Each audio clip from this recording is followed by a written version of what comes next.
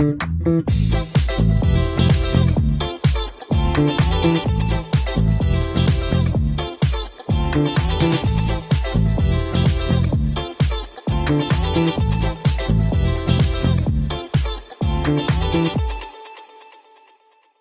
খেলার খবর থেকে বিদেশের খেলার খবর নিয়ে এই মুহূর্তে আমি মৌসুমী রয়েছি আপনাদের সঙ্গে। শুরু করছি আপনাদের প্রিয় অনুষ্ঠান খেলা আর খেলা। ফুটবলের ডায়েরি নিবেদন করছে সংবাদ প্রতিদিন।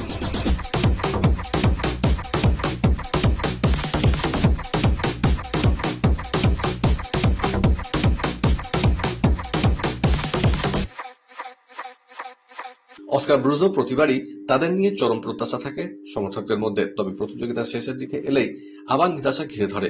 এবারও আইএসএল এ ভালো ফলের আশায় রয়েছেন ইস্ট বেঙ্গল সমর্থকরা। গত মরশুমে কার্লোস কুয়াদ্রাতে চলে যাওয়ার পরেই দায়িত্ব পেয়েছিলেন অস্কার। প্রথম ম্যাচে কলকাতা ডার্বির মতো ম্যাচ দিয়ে শুরু হয়েছিল তার পরীক্ষা, হেরে গেলেও সমর্থকদের পাশে পেয়েছিলেন। এই বছর নির্ধারিত সময় থেকে 5 মাস দেরিতে শুরু হয়েছে আইএসএল। অন্যবারের মতো এই বছর লাল হলুদ দলের বাজেট নিয়ে কোনো অসুবিধা হয়নি। আগে থেকেই প্র্যাকটিসের মধ্যে রয়েছে দল। ভালো দল গঠনের কারণে এই বছর ইস্ট বেঙ্গল দলকে চ্যাম্পিয়নের দাবিদার ভাবছেন ফুটবল বিশেষজ্ঞরা। কয়েকদিন আগে মাঠ নিয়ে সমস্যা দেখা দেওয়ায় মুখ্যমন্ত্রী মমতা ব্যানার্জির হস্তক্ষেপে নির্খরচায় যুব ভারতী পায় ইস্ট বেঙ্গল। অস্কার জানেন, ইস্ট বেঙ্গল ঐতিহ্যশালী ক্লাব, ট্রফি না জিতলে কোনো গুরুত্ব নেই, তাই তিনি সমর্থকদের ধৈর্য ধরার অনুরোধ করেছেন। সংরক্ষণ helping welfare foundation, opening soon. Please contact 9830115871 9748760040। All India football federation ভারতীয় ফুটবল লিগ 2025-26 মরশুমের সূচি ঘোষণা করেছে। মরশুম শুরু হবে 27 ফেব্রুয়ারি 2026 তারিখে। উদ্বোধনী দিনে দুটো ম্যাচ অনুষ্ঠিত হবে। প্রথম দিনের খেলায় নামধারী এফসির মুখোমুখি হবে আইজাল এফসি, অন্যদিকে চানবাড়ি এফসি খেলবে গোকুলাম এফসির বিরুদ্ধে। ক্লাবগুলোর প্রস্তাব অনুযায়ী আইএফএল 2025-26 মরশুমে দুটো ধাপের প্রতিযোগিতা অনুষ্ঠিত হবে। প্রথম ধাপে 10টি অংশগ্রহণকারী ক্লাব একবার করে হোম এবং অ্যাওয়ে ভিত্তিতে রাউন্ড রবিন পদ্ধতিতে প্রতিদ্বন্দ্বিতা করবে। দ্বিতীয় ধাপে দলগুলো দুটো গ্রুপে বিভক্ত হবে। প্রথম ধাপে শীর্ষ অর্ধে থাকা দলগুলো হোম এবং অ্যাওয়ে ভিত্তিতে চ্যাম্পিয়নশিপ রাউন্ডে খেলবে, আর নিচের অর্ধে থাকা দলগুলো কেন্দ্রীয় ভেন্যুতে অবনমন রাউন্ডে প্রতিদ্বন্দ্বিতা করবে। দ্বিতীয় ধাপে শেষ লিগ শীর্ষ থাকা দল ভারতীয় ফুটবল লিগের চ্যাম্পিয়ন হিসেবে ঘোষিত হবে এবং 2026-27 মরশুমে ইন্ডিয়ান সুপার লিগে উন্নত হবে। ক্রিকেটের ডায়েরি।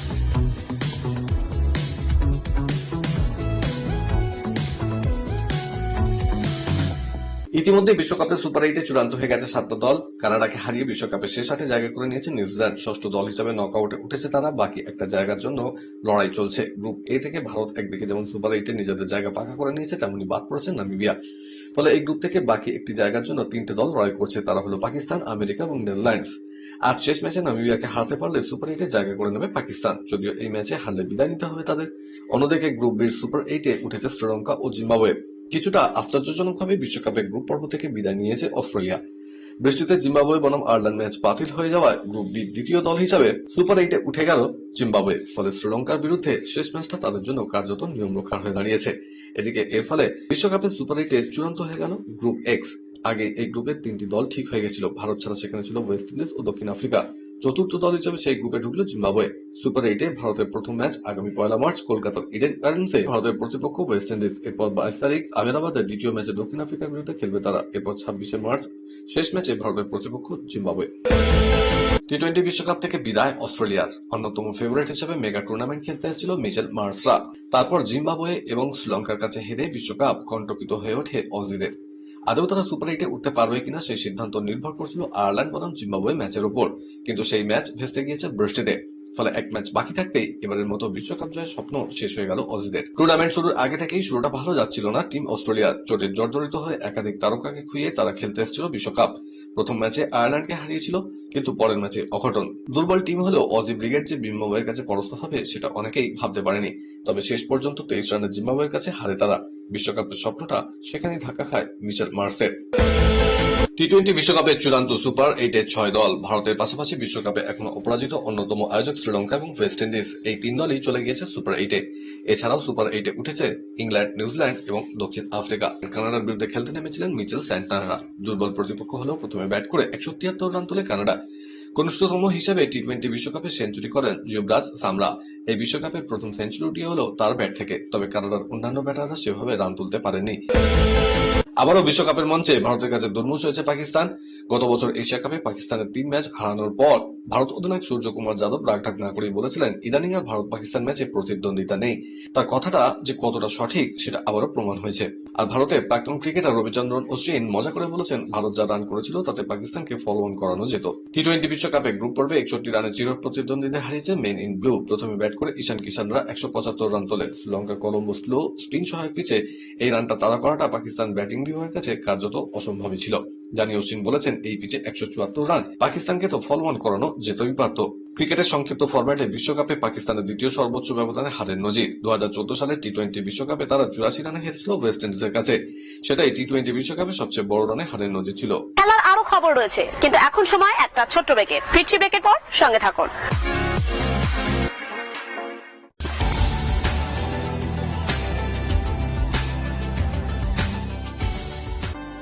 সংরক্ষণ helping welfare foundation opening soon please contact 9830115871 9748760040 কেয়ারকে নিউজ মিডিয়া প্রযোজিত সাপ্তাহিক বিনোদনমূলক অনুষ্ঠান বিনোদন.com দেখুন প্রতি শনিবার ঠিক রাত 10:25 আপনাদের প্রিয় চ্যানেল মিশনে।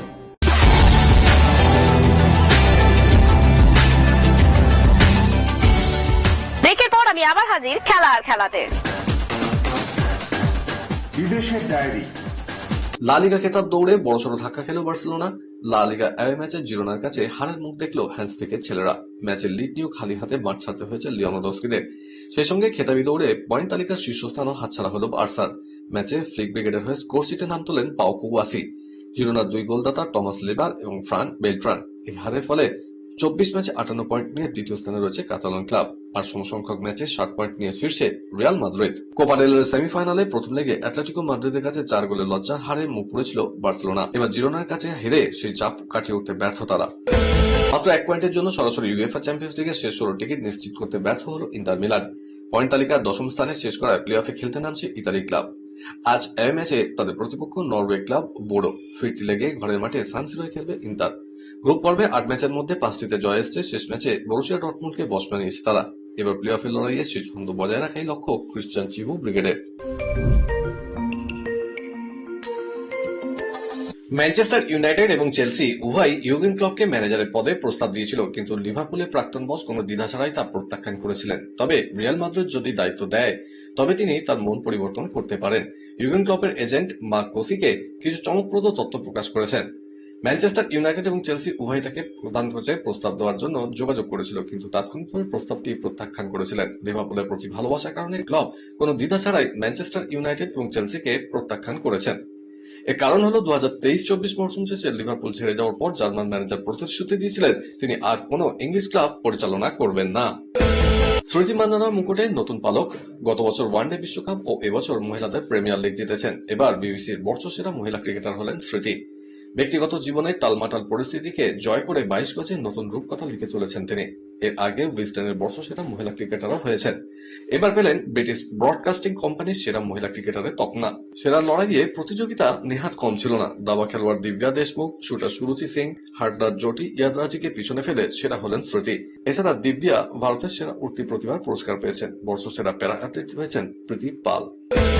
আইপিএল থেকে মুস্তাফিজুর রহমানকে বাদ দিয়েছে বিসিসিআই। ওই সিদ্ধান্তের জেরে বাংলাদেশ এবং ক্রিকেট বোর্ড যেভাবে একসাথে এসে ভারতীয় বোর্ডের বিরুদ্ধে প্রায় যুদ্ধ ঘোষণা করে দিয়েছে, সেটা সুদূর প্রসারী প্রভাব পড়তে পারে ভারতীয় ক্রিকেটে।